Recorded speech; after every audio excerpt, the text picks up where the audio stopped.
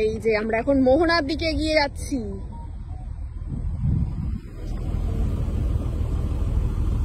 Hello, এদিকে দেখে একটু পোজ দাও, এদিকে একটু, এই তো সাবাস। তো আমরা খাওয়া দাওয়া করে একটু রেস্ট নিয়ে চলে এসেছি আমরা ঝড়খালিতে ঘুরতে।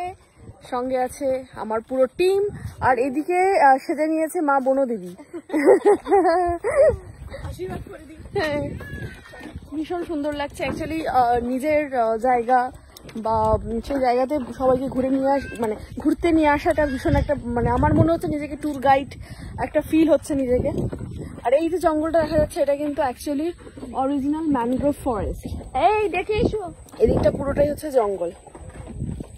আর আমরা এখন যাচ্ছি এরকম একটা বাঁশের সাঁকোর উপর দিয়ে। হ্যালো, এদিকে দেখে একটু পোজ দাও, এদিকে একটু, এই তো সাবাস। আমরা এবারে চলে এসেছি এই জেটি ঘাটটাতে। ভীষণ হাওয়ার, ভীষণ ভালো দেখতে। তো যারা এসছে তারা সবাই ভীষণ এক্সাইটেড।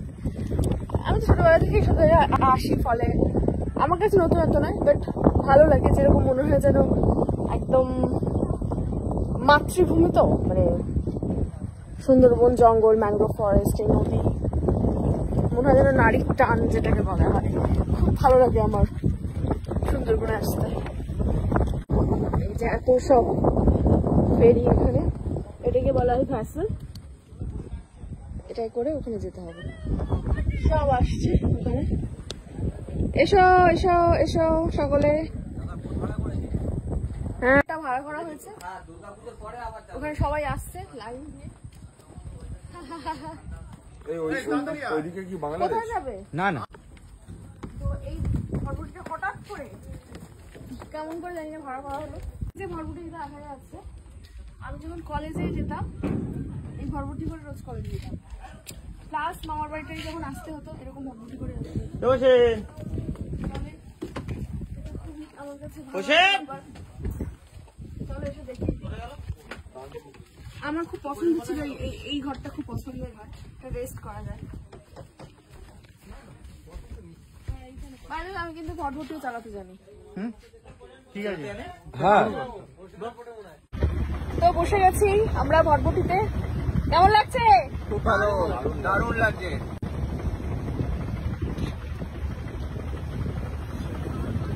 ম্যানগ্রোভটা খুব ভালো।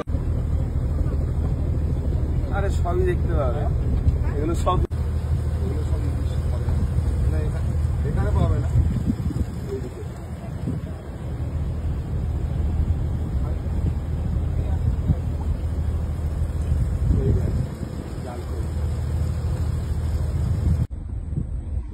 এই যে আমরা এখন মোহনার দিকে এগিয়ে যাচ্ছি।